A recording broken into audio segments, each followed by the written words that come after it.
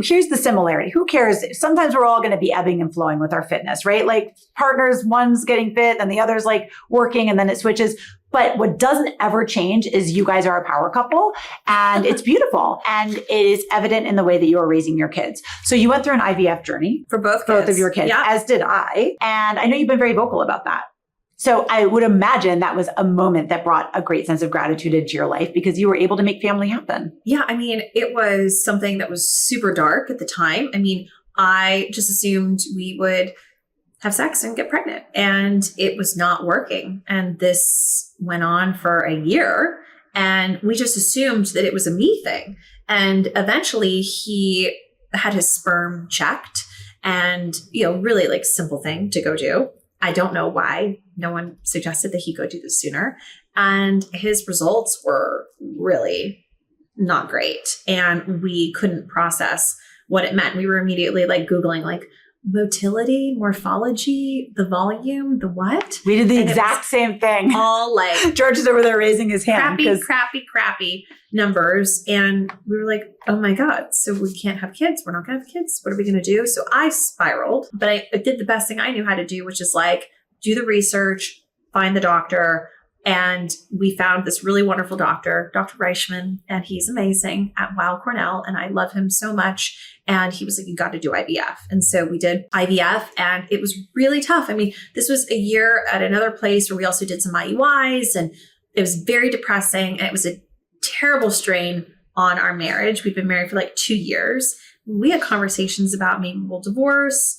Brian felt really like inadequate as a man. He thought that like he was Mr. Macho working out, the 8-pack abs. I think he has like 12 abs. I don't know how many abs he has. It's so crazy because it's just your body. It's health. It's nothing you can control. Emasculated by the whole thing. Wild. And so it was really hard on us. Obviously, like those were conversations had in very like fraught emotional moments, but you wake up the next day and it's like, okay, I have an appointment at the doctor. And then we go to the doctor together. He was amazing. He showed up to every single doctor's appointment. We had Leo. And then when Leo was a year old, we were like, okay, we're going to do IVF again. And we did it and we got pregnant again. So look, we're very grateful though, because over the past few years and sharing what we went through, we know that there are so many people whose journeys don't end in a baby and also individuals that have to go through IVF many, many times. Yeah. And like we paid out of pocket one of the times for IVF. So I know how expensive it is. And I did reporting when I was at CNN about the inequity of fertility insurance in this country, which is wild. Mm-hmm. I remember that whole journey for you because we were kind of on it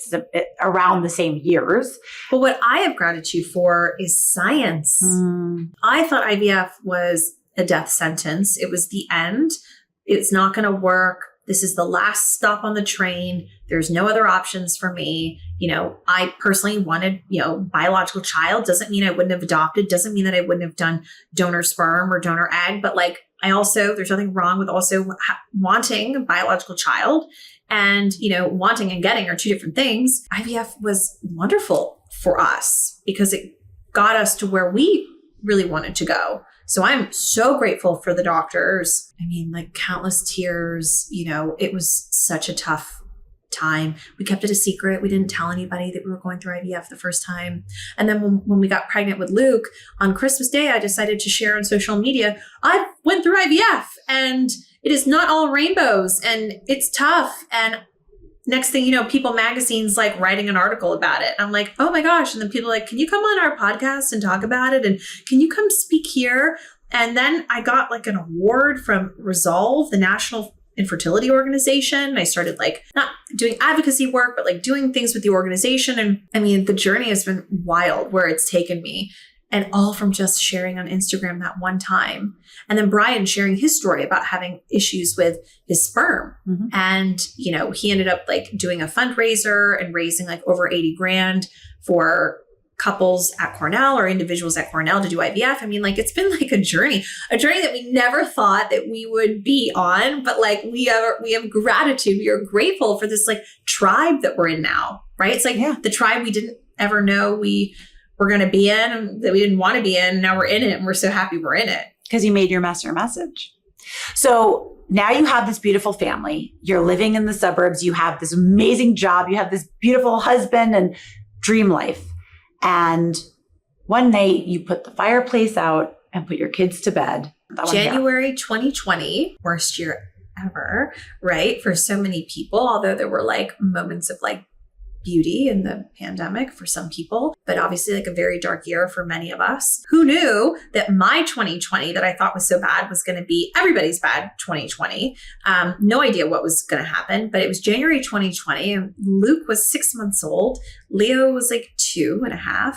And we put the kids to bed and Brian and I were sitting in front of this fireplace, all cozy. And, you know, in the Northeast, you get your firewood and, you know, you get your firewood deliveries and it's like a whole thing. I mean, growing up in the South, we never used our fireplace and we're watching a movie and we're talking. And I remember looking over into our living room and seeing this huge lamp that we had with this massive lampshade. And I saw like some smoke underneath it, but just like a little bit.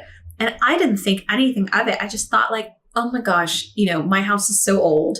There's something wrong in the house that's going to require me to spend money. I'm like the most frugal person.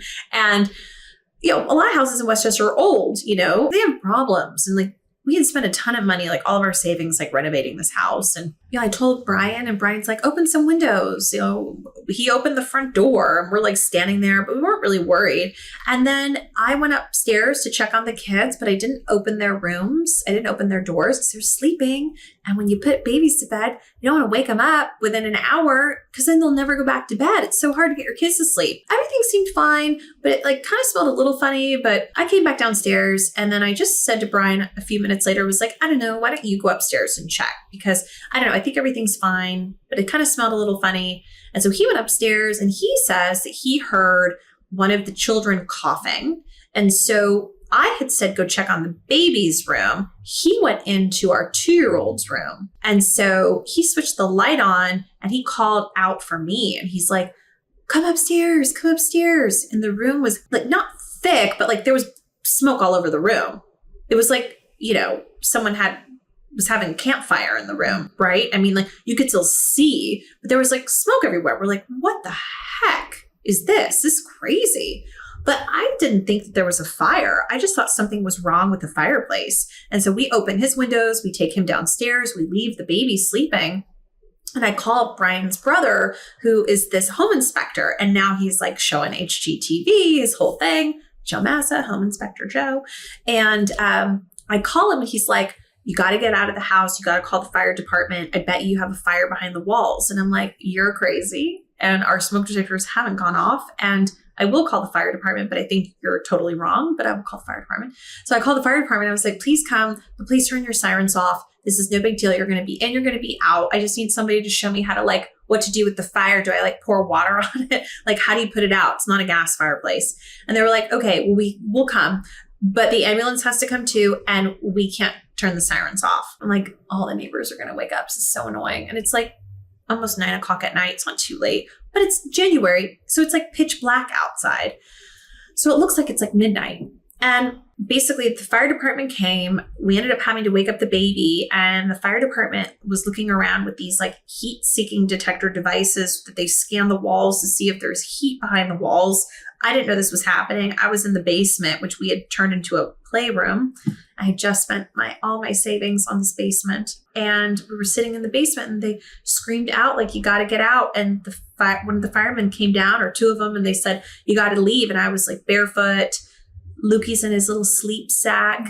Leo was like no shoes on, and they said leave. And I think I had one of my dogs, or my dog Frankie, with me. I have 2 dogs now, and went outside, and that's it. And I went across the street to our neighbor's house. I'm banging on her door, sweet Annie, and she opens the door. I didn't know her very well, and she let us inside, and there's fire trucks all down the street.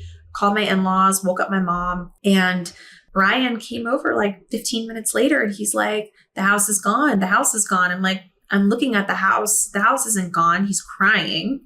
And Brian like is not an emotional guy in that sense. He's not a hysterical person. And he's like, they're ripping apart the house. There's a fire behind the walls. They're like breaking every room with axes, and they had to do it. And they had to like find the fire. They had to put the fire out, and there was a fire up behind the fireplace. The fireplace was on an interior wall of the home, and there was a fire behind the wall and it was up behind the children's bedrooms. And that's what was causing the smoke. And the smoke detectors didn't go off because I had unplugged the alarm system a few days before. And that was because we had little like battery chirps on the windows in case your window opens, you hear like a beep, and they were low battery. And so I remember the alarm company telling me just like unplug it, because I didn't know how to do that. So I unplugged it until they were going to send a technician out. I didn't know that it controlled our smoke detectors. I had no idea.